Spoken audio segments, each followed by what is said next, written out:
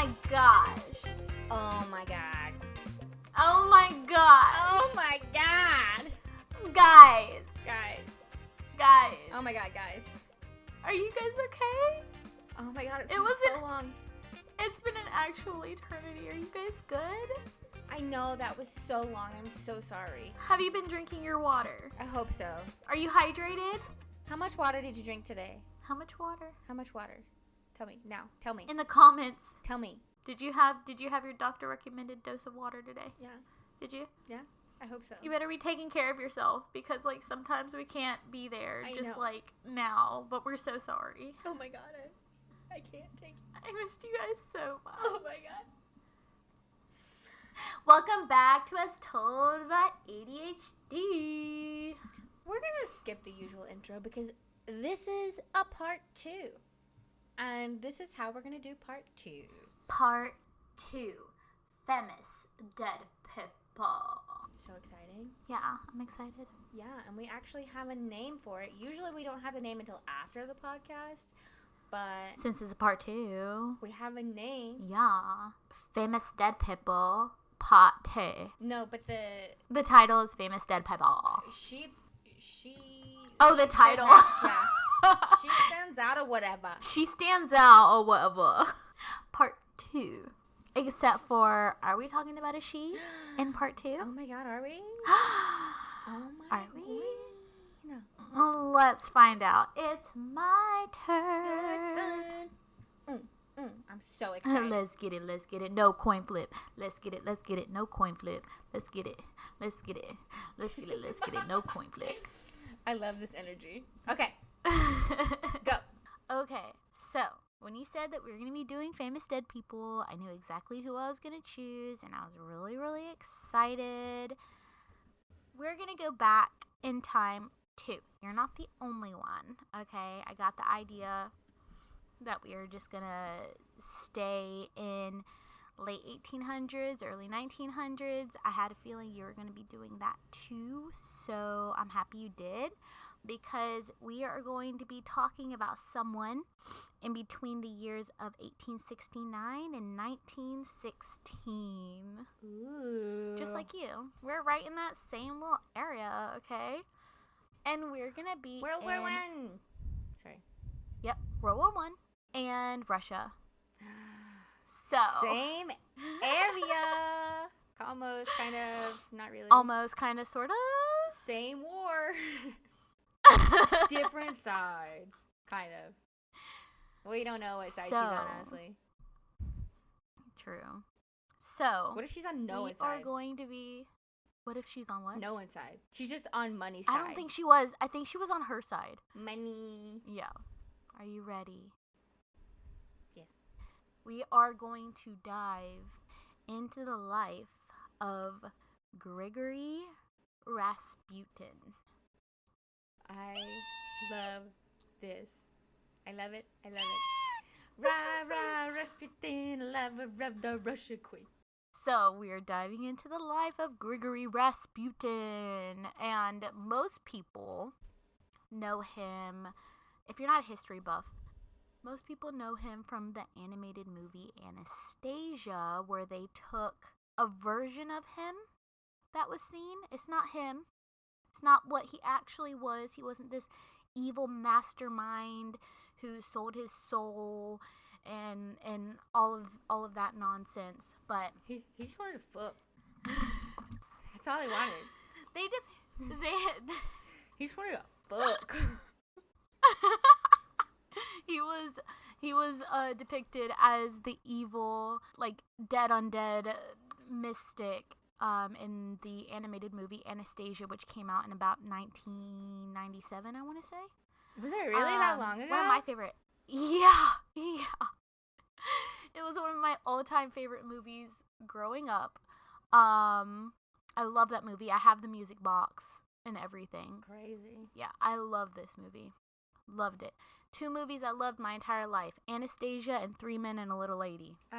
Love them. What happened to Newsies? Newsies is my favorite musical, like Broadway Anastasia's musical. a musical. Yeah, but it's not well, now it's a Broadway musical. True. But I actually, in theater school, I actually did the Dancing Bears, Painted Wings. I did that as one of my So good. assignments.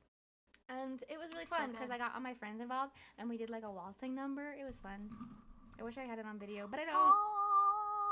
Okay, so Gregory Rasputin. Rasputin. I'm the Rasputin. His full name is Gregory Yefimovich. His full name is Gregory Yefimovich Rasputin. Try it again with the Russian accent, thanks. I can't do that. I don't think I can. Gregory. I don't know why I wrote Yefimovich. Yefimovich. Yefimovich. Rasputin. So they say that he's an Aquarius. Love that. Born January 22nd, but I want to know if he was actually a Capricorn because I saw when I was doing research, there was a bunch of variations of dates. So it's like in old ways how they had the calendar. So technically he was born January 10th. Okay. 1969.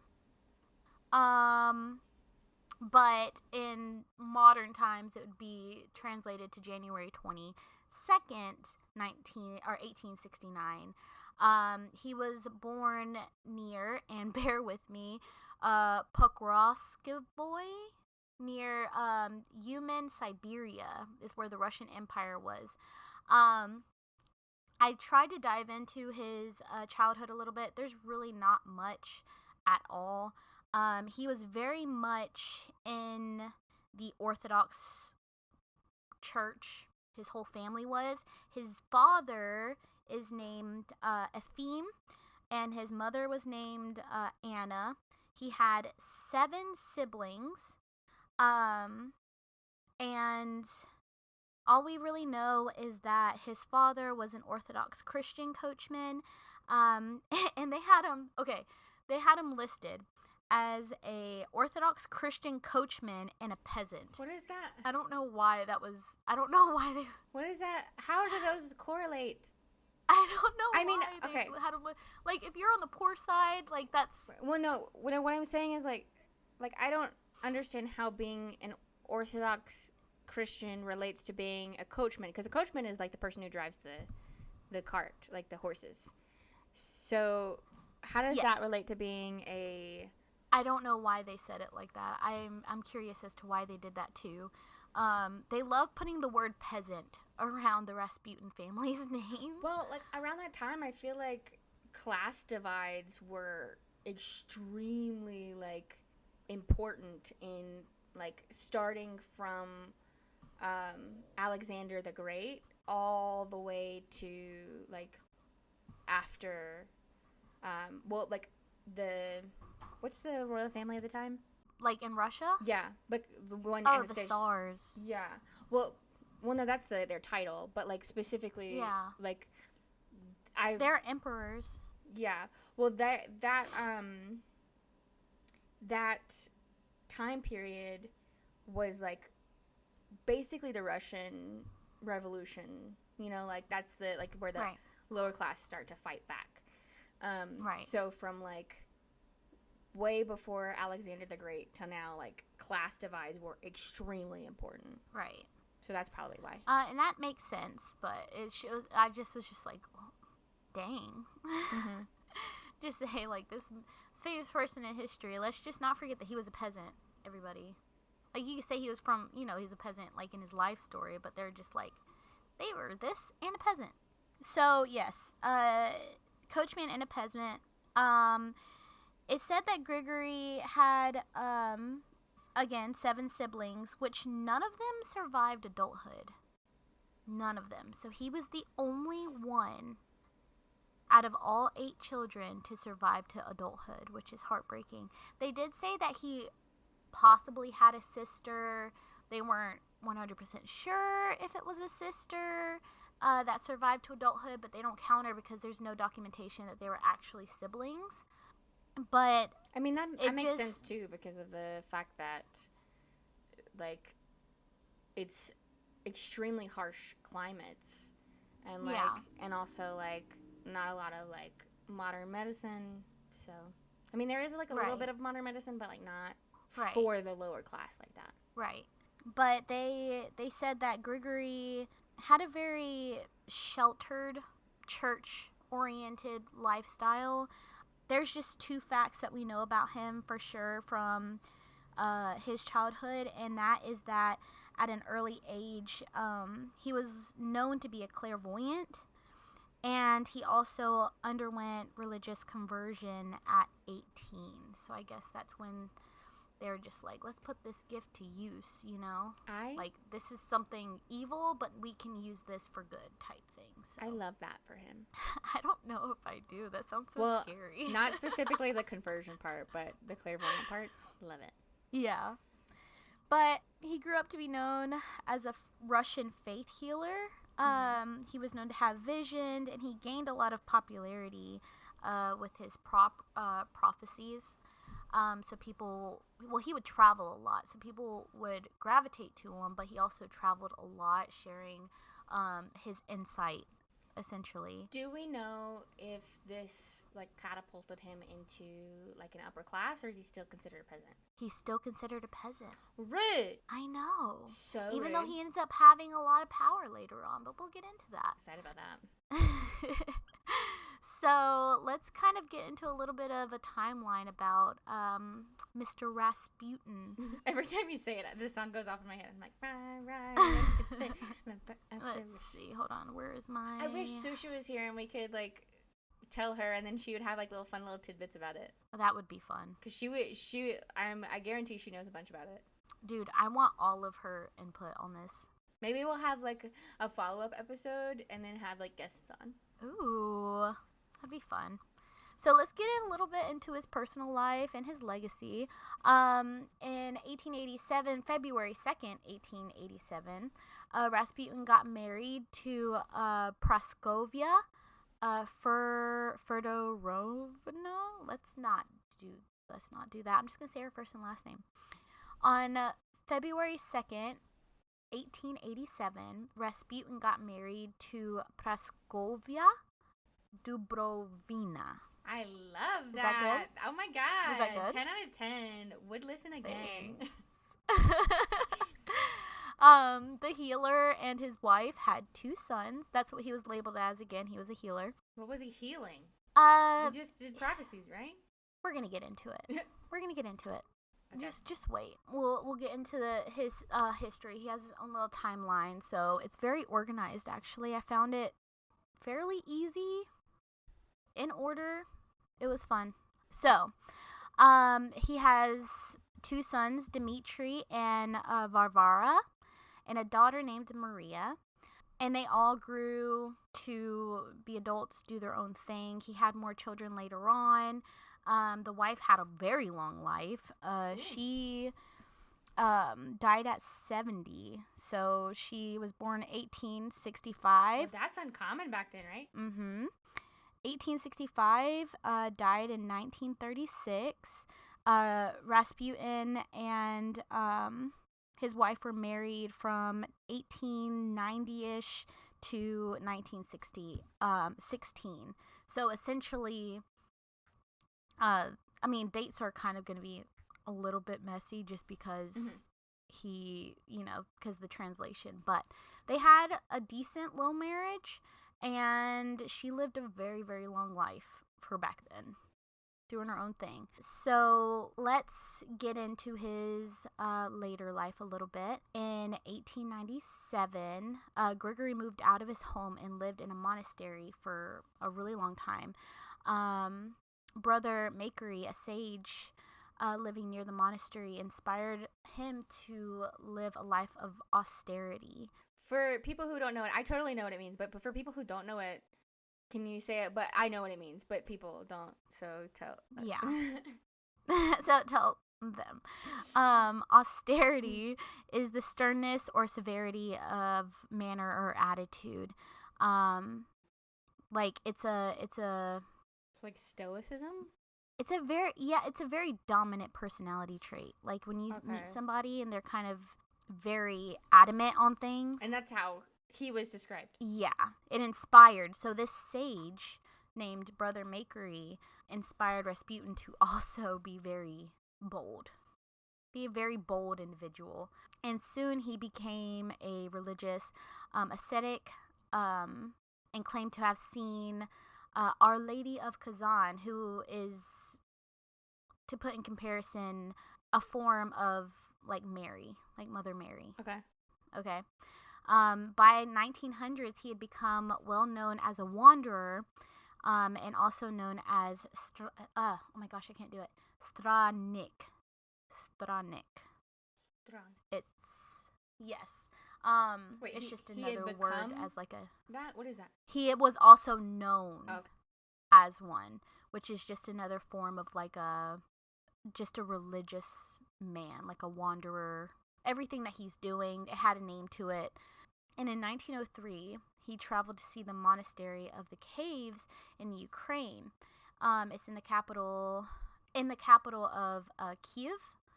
And in Russia, his claims of having visions made him a mystical phenomenon amongst the elite class and the bishops. So he starts moving on up. He starts, making true, I don't know how to say, because I don't know if I necessarily believe in clairvoyancy in the extent of being able to tell somebody like right then and there, like on demand, what's happening. Because most people that have like certain gifts, they usually have to spend either a long time learning how to control it, or it just happens and they have to speak on it, so I don't know if on demand clairvoyancy is a thing, but he did that. He and everybody he did that. Was a big fan. Yeah, he did that. Everybody was a big fan of him, and they were true. A lot of his, so I feel like he was very careful with what he said too. A lot of things were true. Do you have any examples of things he predicted that came true? Yes. And I'm also going to get to that as well. But in the extent of him being able to predict one's recovery or death was a big thing.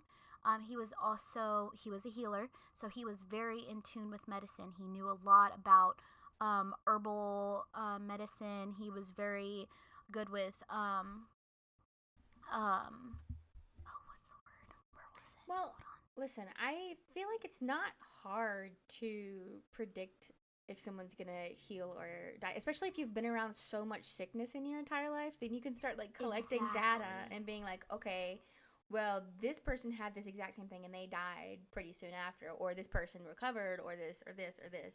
So exactly. Or catching errors of other, doctors. True. And then fixing it and they heal. Like him, that was something that got him in the door. So again, I've said this so many times already, but we're going to get into it because it gets fun. He starts tripping people out with all of his powers, okay? So Rasputin planned to request the Orthodox St. John of Kronstadt to provide financial help for constructing a church in the village of Kazan. During his trip, he stayed at the St. Alexander Nevsky Monastery, where he got acquainted with St. Hermogenes? I meant to ask this earlier, and I think I forgot. Is this more of like closer to modern day Christianity versus Catholicism, or is it more Catholicism? This is more Catholicism. Okay. More Catholic, yeah. But yeah, he got acquainted with Saint Hermogenes, and his Hermogenes, and his spiritual powers also impressed the Russian Archbishop Theophanes of Poltava, Grand Duchess Milicia of Montenegro.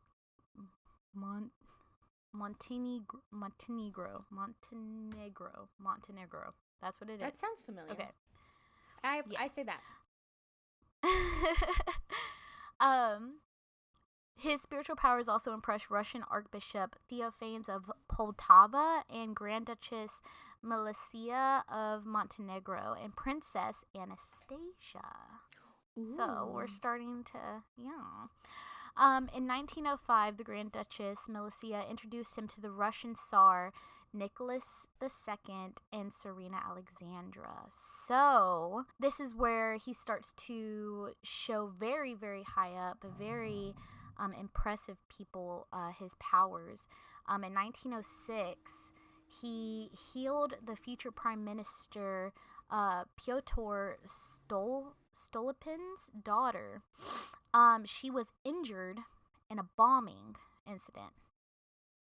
Okay? And the healer was able to provide relief to the injured girl using herbal medicine, which there's a lot of... I kind of am starting to get into herbal medicines, just stuff that's very natural that can be in your backyard that can help you. And there's a lot of plants and herbs out there that you can just crush and apply to a wound, and it causes, good blood clotting, which in turn can save your life. If your blood clots, that means it can scab over easy, which means your body can start the healing process. So she was injured in a bombing incident. I might need you to tell me that later. Okay. Because your girl has a hard time healing. Yeah, true. I got you. But he was able to provide relief for her, and it really impressed Nicholas II. And in that same year, he was invited by Nicholas II to pay a visit to Alexei, which was Nicholas II's, or the Tsar. So if I say the Tsar, I'm referring to Nicholas II. Alexei was the son of the Tsar and his wife, Alexandra. He had hemophilia B. So again, something that could be helped with herbal medicine, okay? He had hemophilia B. He was very easy to bleed, couldn't clot. And guess what his doctors were doing? Very easy to bleed. Like anything would just cause profuse bleeding. Mm-hmm. And guess what his doctor was giving him? Probably something that makes his blood thinner. Yeah. I don't know a lot about medicine. Made it a little bit worse. We gave him a blood thinner. They were giving him aspirin. Nice. All the time, 24/7. And he got hurt, and he again was just gushing out blood. They were trying to help him by giving him aspirin. Rasputin came in. He was just like, "You are doing this all wrong. Stop touching him. Get away. I can heal him. Like, I know how to take care of him. He'll be fine in like a week. You'll be fine." And he was able to do that because, one, he stopped giving him aspirin, and two, everything was able to clot up and heal properly, okay? Mm-hmm. So this obviously really impressed the Tsar, and this, along with just healing, common colds, food poisoning, not actual poisoning. I'm talking about like the regular, throwing up, food poisoning. He was just able to heal them all the time, which meant that he's magical. The Tsar, he's magical. He's like, they're going to be fine. If anybody was in trouble, he would come to them, say, "Hey, is this person going to die, or are they going to be okay?" He's like, they're going to be okay. This gave a lot of trust formed between the Tsar and Rasputin. He started to give him more power, as in most of his decisions would be made if Rasputin would agree to them. So one, we know that he has a very bold personality. It said that earlier on, that he was inspired by like the bold, dominant personality, and he took it on for himself, which made him very successful when he was traveling, prophesying and all of that stuff. And a lot of people did not like this because, one, it's extremely taboo for somebody to be a mystic, mm-hmm. for somebody to be clairvoyant, for somebody to be just an oddity. That's all I can really explain it to. Just something that's odd, not normal. It made doctors jealous. It made soldiers ticked because he would rather take personal advice from his mystic than his commanders. A lot of people were starting to get fairly frustrated. So with Gregory's increasing popularity, like everybody and everything, when you start getting popular, you also start getting some haters. A lot of people that like you. There's also going to be a lot of people that really don't like you, and you can't control it. So he started. I know that from experience. Yeah. The count of his enemies were rising significantly. In 1907, he faced severe controversy when he was accused of being a womanizer. Now, granted, he was still married. Mm-hmm. He was a healer, so he was supposed to be a holy man. Saying that he gets around is not the best thing when you're at this level of power, being titled as a healer, and a what was it? A spiritual healer. So people were starting to spread rumors about him. They were wanting to take him down without violence, by spreading nasty rumors. A bunch of people were coming around saying, like, hey, you know this guy, he slept with my wife. Oh, you know this guy, saw him making out in the back of a bar. All of this nasty stuff. But when it came down to it actually being investigated, nothing could be proven at all. So we knew it was just dirty foul play. Okay. And the case was withheld for a brief period of time. And in 1911, he decided that he has to take like just a little bit of a break. He has to kind of get out of there for a little bit because there's just too much happening. He traveled to places like Patmos, Tripoli, Constantinople, Beirut, Cyprus, Jaffa, and finally he landed in Jerusalem. And there he took out time to meet an Orthodox priest, Eodor, who himself had a large group of followers. Like he was a high man there in Jerusalem for a while. But it didn't stop the controversies. Like wherever Rasputin went, people just I don't know why the hate was so strong. I don't know if it was just because he was who he was. There wasn't any evidence that he was a bad person.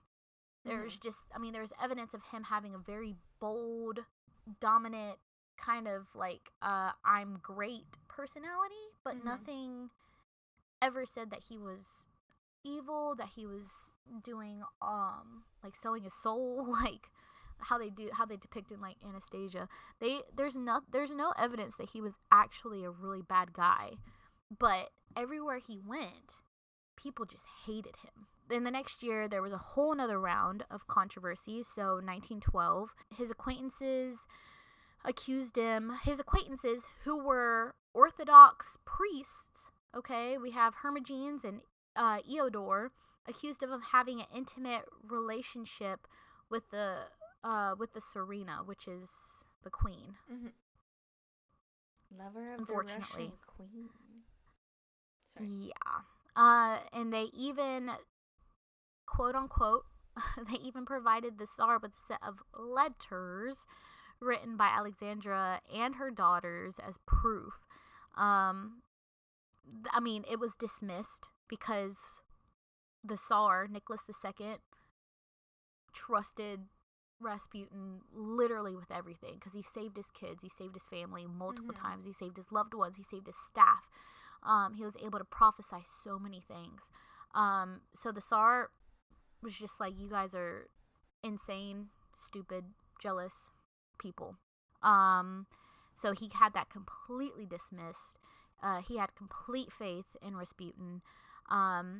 And just through the years, there were several attempts to sever the relationship between Rasputin and Nicholas II's family.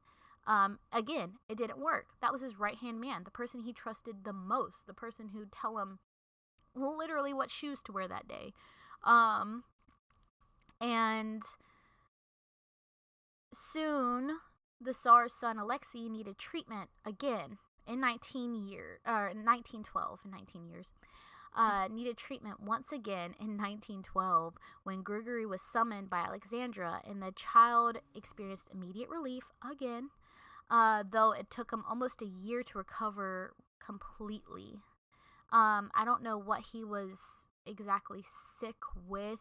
Like, I don't know what caused his hemophilia B to, act up. I don't know what exactly happened, but he was able to heal him again. By 1914, Grigory became so influential in the Russian political scene. Ugh. He got political. Healer went political, unfortunately. And the Tsar and the Tsarina blindly acknowledged his suggestions. They say that they were puppets in his hands. They have him labeled as a psychic now. So he's clairvoyant and a psychic. Like, the words, let's see. He was a clairvoyant. He was an Orthodox priest. He was a healer. He was a spiritual healer. And now he's a psychic. So he's getting all of these names, which are just weird for that time. If you're all of these things, you're evil. Yeah. People think very spiritual things are very taboo. If you have these gifts, they think it's very, very taboo. It's very strange. It's not normal. People despise Rasputin. They're just like, the Tsar and the Tsarina are brainwashed. They're completely brainwashed by this guy who literally holds no power, who says that he can see things and he can heal everybody, and everybody hates him. Rasputin said that World War I would prove to be catastrophic for Russia, and that it would be better to make peace with the Germans. However, this was a suggestion that the Tsar did not pay heed to, and it cost him his empire. So there's that conspiracy of, was he actually a clairvoyant? Maybe. He said, hey, make peace with the Germans, and they were just like, yeah, okay, no. And then that was literally the end of the Russian Empire for a time. Wow. For a long time. Now they're under, I'm not quite sure what exactly it's called. What's the type of rule that they're under? Dictatorship? Is it dictatorship? I don't know. I actually don't know what. I mean, like, it's compared to a dictatorship. I don't know if it's, like, officially classified as it. Yeah. But there's no more royal families in Russia. So, in July 1914, the assassination attempts started on Rasputin. The first attempt to assassinate Rasputin was made by a masked woman. The murder attempt stemmed from increasing jealousy of the healer's close ties with the Tsar, which is very normal. They're like, this guy is a nobody. Like, let's just get rid of him because the Tsar's not thinking properly. Mm-hmm. But he survived the assassination attempt after a doctor performed surgery to save his life. I couldn't find what exactly happened in that murder attempt. If it was a stabbing, if it was, a wreck, if it was, I'm not quite sure what happened. I vaguely remember hearing about, I mean, maybe this is a different assassination attempt, but I remember hearing there's a couple about, like, he got shot and then there was a life-saving surgery for that. It could have been that, but I couldn't find. Because, again, there was surgery that needed to be performed, so something happened. This is when we need Susha. I know, right? Later, Saint Elidor and statesman Vladimir Dzhunkovsky,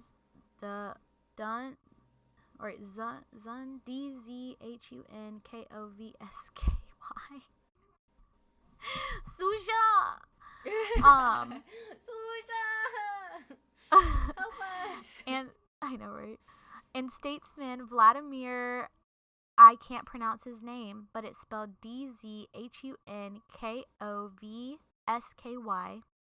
admitted that they had planned the murder. They sent this masked woman. So the Orthodox priest and a statesman, a political figure, they admitted that they planned this murder. Prince Felix Yusupov, the husband of the Tsar's only niece, Irina, invited Rasputin to his palace December of 1916. When the healer reached his palace, he was murdered by Yusupov, who laced his food with poison and then shot him to death. Maybe that's what I heard. Yeah, that's how he died. They said that he was poisoned and it wasn't instant. His death was not instant. The reason why he got shot is because Yusupov was like panicking.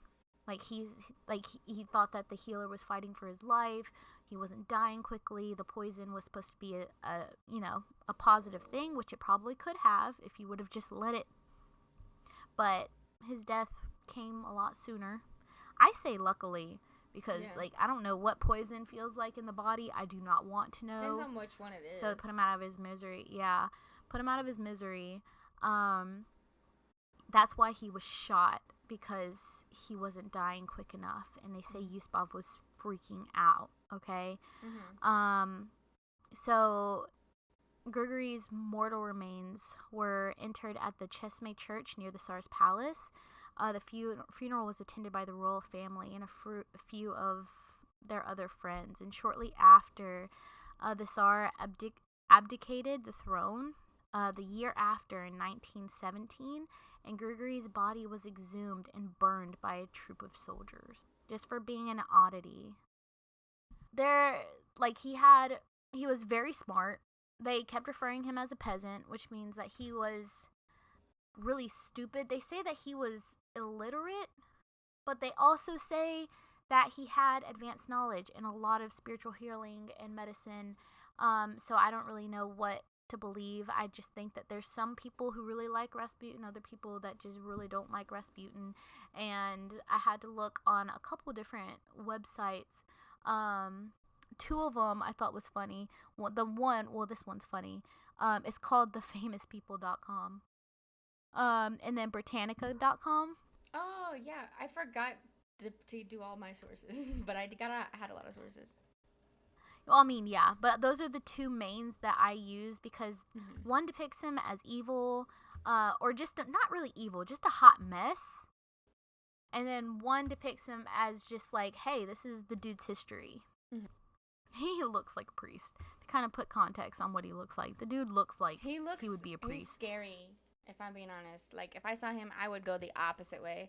I mean, all pictures back in the day were kind of scary, but he had like the split down the middle. He had like the of his hair. He had like semi-bald spot, dark circles under his eyes. He was doing a lot of wondering, He was tired. He also, like, in all the pictures, he's like doing this. And like, that's true too. If you like tilt your head down and like stare at somebody, that's terrifying. Don't do that. Unless you want to terrify them. So, where does his dick getting jarred and put in a museum come in? Did you not know that? It's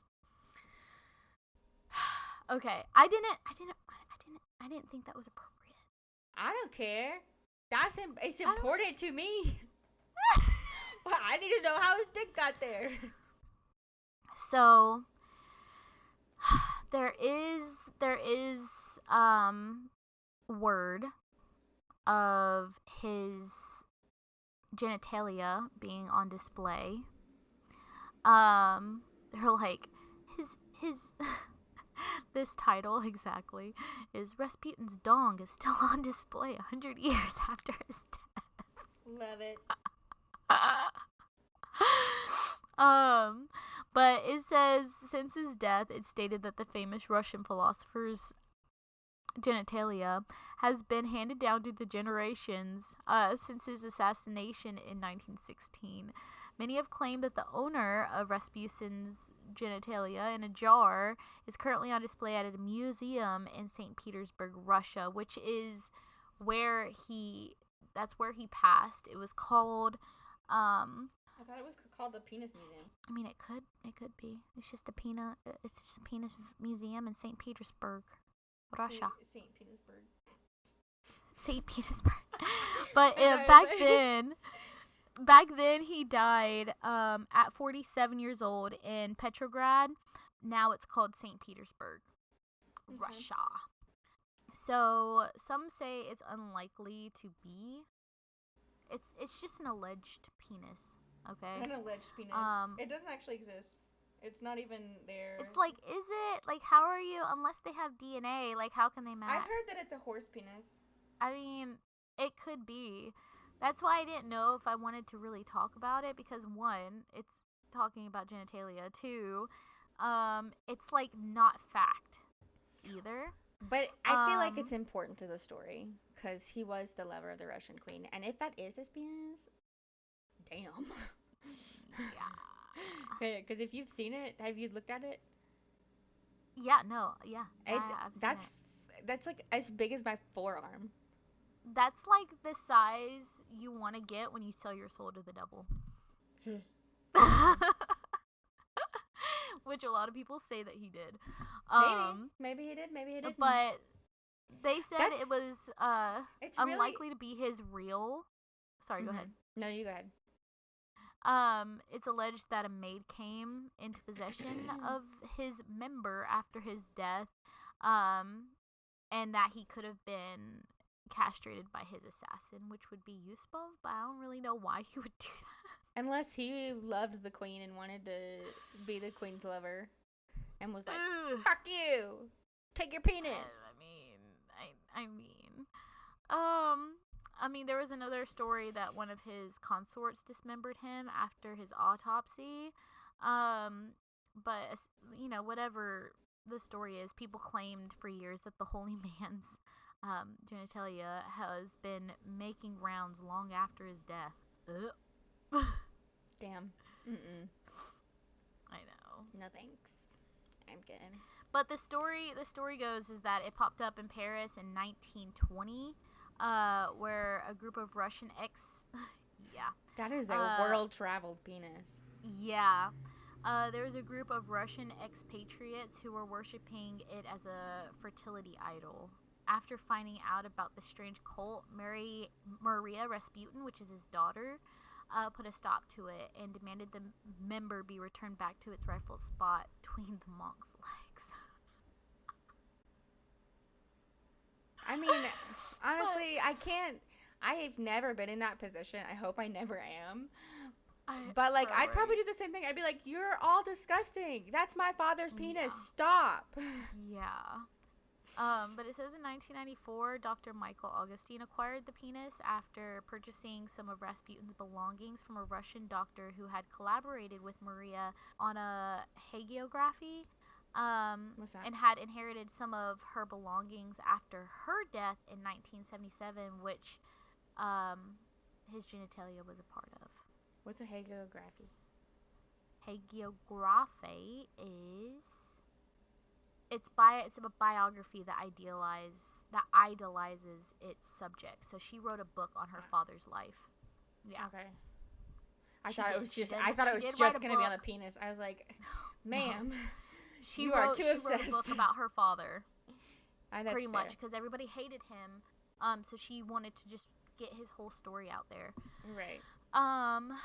But Augustine later sold everything. Oh, sorry. Do we know if that book paints him in a positive light, or if it's like kind of like not necessarily positive, because like did she have a positive opinion of her father? Oh yeah. Okay. Yeah, but I mean, it's just to kind of put him into perspective as a person, because everybody saw him pretty grotesquely, if I do say. Like, even now, Rasputin has a very, very bad rep, which, I mean, people have done worse things than Rasputin. Yeah. People have done much worse things than Rasputin, especially in that yeah. time. So, I honestly don't see why everybody hated him so much, even if he did sleep with the queen, you know? Like, I mean, there's people who've done worse things. Right. Like, that's not the worst thing I've ever heard in my life. Yeah. So, Augustine later sold everything at an auction. I was gonna say, it's significantly worse, in my opinion, to pretend to be a different race than you were born as.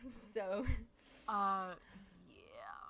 So people are crazy. That is crazy that we both did a story of like we don't know how like who the true person was because there's so many like stories about this person. Exactly. Yeah, and around the same time too, World crazy. War I. But they allegedly there were tests done on that genitalia, and it's an 11-incher. Okay, do we need to know that information? Probably not. No. They claimed it was actually a sea cucumber.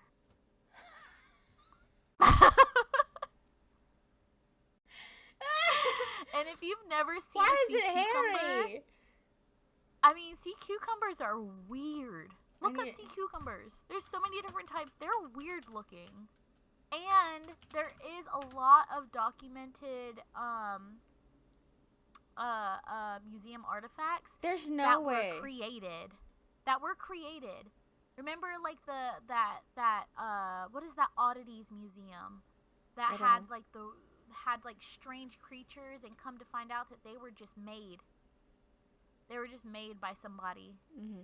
Well, okay, hear me out. So, have you looked at have you thoroughly examined the jar of the I don't want to thoroughly examine it, but I see it's hairy. right in front of my face. It's hairy. There's no but hair somebody on could have done that. Somebody could have done that. That's what I'm saying. But it would have fallen off by now. No, not. You don't think so? Nope. That I've seen pictures of it like being out of the jar. So if it's being taken in and out of the jar, then and this is alleged. It's gonna fall off. This is alleged. It doesn't even look like a sea cucumber. Like I'm looking at it. Some sea cucumbers look really weird. There's that. I mean, they do, but not like that. There's that clam, that giant clam that people eat that also looks like a penis. I've never seen a circumcised sea cucumber. That's all I'm saying. But a lot of people gave up the speculation. Also, what's the point of a sea cucumber? Like, what do they do? I really don't know. I need to understand. Pretty much a bunch of people just came into ownership of this jar. It's on display at the Museum of Erotica, which opened in 2004. Hell yeah. To show off penises. I mean, kinda. The Russian doctor, named Igor Nizkin, he has a collection of 15,000 sex objects that he had collected over the years that are on display. So, no tests have been done. Again, it stands as a homage to the Russian philosopher, and the infamous existence that surrounds him. So, most common speculation, again, you've already said this, is likely a severed appendage of horse. I have heard that. Yeah. I am very much against the sea cucumber because now I'm just looking at sea cucumbers and none of them look like what is in that jar. There are some sea cucumbers that look like penises, but not like that. But there's also, look at that clam that looks like a penis. A clam that looks like a penis? Yeah. It's like a giant clam or something. How do you know the name of it? I don't want to say clam penis because I don't want to Google that. Yeah. Oh, geoduck. That's what it is. A geoduck? Geoduck. That's what it was. A geoduck clam. Yes. Save searches on. Okay, it looks more like that. A lot of people consider this a delicacy. You can watch people eat this online. Why? Why? It's there. Gross. It looks more like this. Like, I'm more inclined to believe it's this over a sea cucumber. I said cucumber. Yeah, but a lot of people don't know, especially in Russia, I would say, would know about this type of creature. So, yeah. Where are they there's a lot of people found at usually? I want to say it's an Asian delicacy. Then that would make sense. Oh, actually, the geoduck is native to the coastal waters of the eastern North Pacific Ocean from Alaska to Baja California. Interesting. Mm-hmm. But, yeah. So, that's the... I don't want to say interesting. I feel like he kind of had an average man's life, other than being a healer and a wanderer. Honestly, yeah. So, I was very excited because I was just like, ooh, I know what I'm going to do. And I was just like, this is just a guy. He's famous. Just a guy. You know? Mm-hmm. A guy who has needs. A guy who has curiosities. Yeah. He's just a dude. He's probably just saying what people want to hear. Yeah. But since he was so weird to essentially everybody in that time, he became famous. And he has, the evil... What's the evil person's name in a movie? It's Rasputin, I like thought.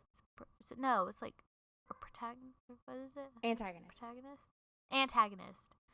And he got himself the position of an antagonist, and Anastasia, who was essentially just a spirit who was attached to this spell bottle, and it gave him infinite power, and he had to kill the last of the Tsar's family. That was his life mission, and he can finally rest in peace once they're all dead. So I wonder how his family felt about that movie. I don't... Because there's no way they weren't, like, at least, like, old people by then, you know? Well, that's the thing. That's the thing. 1997, is that he had, all of his kids, they were, they survived into the 1900s, but I don't really know if there's any that survived the movie. Yeah. Fair enough.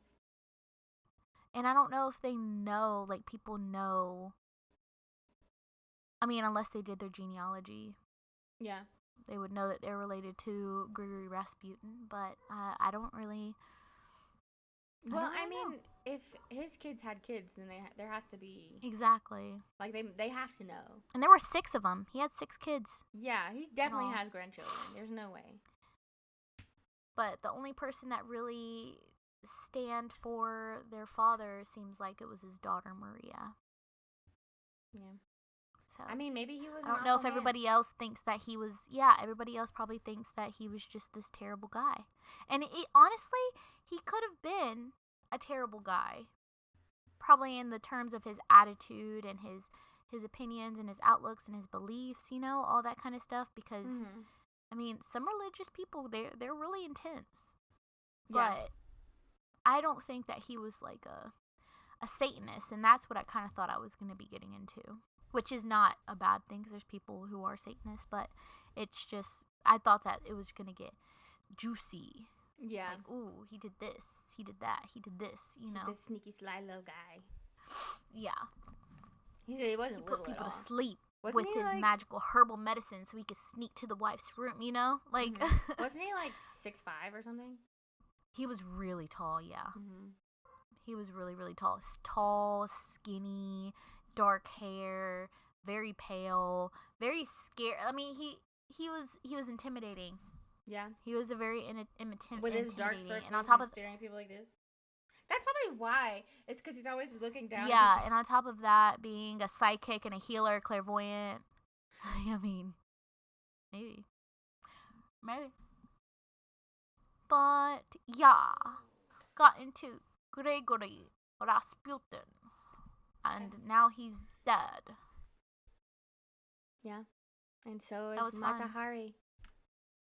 So is Matahari. Those were our famous dead people. Yeah. They're dead and they're famous. They're dead and famous and dead. Yeah. So dead. So stupid. I think it's crazy that we both did someone that, like, we really don't know what happened. Exactly. Like, there's lots of evidence one way or the other, but, like, we don't know. I think that's where our curiosity lies, because it's easy to do, like, Michael Jackson or like somebody who was very much in the spotlight, or because there's so much like documentation. Selena, exactly. But that would be a good one, because like yeah. her end was very tragic. It was very tragic, but I think we were just like, let's find out some stuff about people we don't know. Yeah. And that's how we entertain, educate, and tickle your funny about. Exactly. War crimes. Or maybe not. Or maybe not. I don't know. I think the worst war crime this guy did was sleep with the dude's wife. But then he still trusted him with his life. So he's just like, this is the only person that can save my son. Mm-hmm. I forgive him. Either that or the wife and him were just like, no, that didn't happen. And he was just like, okay. I think the worst war crime that Mata Hari did was it wasn't even a war crime. It's just unethical. Was pretending to be a different race. Like, yeah. But like her life is wild. And like I see how she ended up where she did, cuz like after living such a high, hitting rock bottom and having nothing, she didn't want to be herself anymore. She wanted to be somebody else, and she ended up choosing a different nationality / ethnicity. Uncomfy, but I see why it happened the way it did, but at the same time, like, I'm not justifying it. I'm just like, yeah, like, I The girl had to make money, and again, like you've said multiple times, she had nothing to lose. Yeah, if you have nothing to lose, like, you're more likely to do anything to get more things, I guess. Exactly. Again, not justifying it at all. I don't agree with her in the slightest in that way. However, I do disagree with the government using her as a scapegoat if that's what happened. But yeah, well, people don't like getting in trouble. Right, but if she was a German spy, then, like, I don't blame them, you know? Mm-hmm. It's just so gray. Like, it's not in the black, it's not in the white. And I also people don't like getting in trouble. I was also trying to figure out, like, who was the good guys and who was the bad guys in the First World War. Everybody's bad. Nobody. Single person was bad. Everybody was going nuts. Everybody was just like territory. Literal pissing contest. Contest. Yeah. Like, also, side note, Mata Hari's daughter met a tragic end as well. Do you want to know what happened with her? What happened? So you left all of this out? Well, there's not a lot of information on it. It's just she died at the age of 21, which was like 2 years after her mother was sentenced to death. And she died of a cerebral hemorrhage, which some people say it was complications from having syphilis when she was younger. But knowing her father and how abusive he was, I would almost bet that he beat her and then caused brain damage. Bro. That's what happened to her daughter. That's so sad. I know. Sorry to bring it down, but... All right. Well, you know the deal. Do something nice for yourself. Treat yourself nicely. If you wanna take a nice, long, hot bath, do it. Take that bath. Add some bubbles in there. Do a bath bomb. Take some wine. Watch some Netflix. If you want to romanticize yourself, throw some rose petals in there. Go ahead. Treat yourself so good, please. Yes. I'm begging you. And we'll see you next week. Goodbye. Goodbye. Goodbye. Goodbye. Goodbye. Goodbye.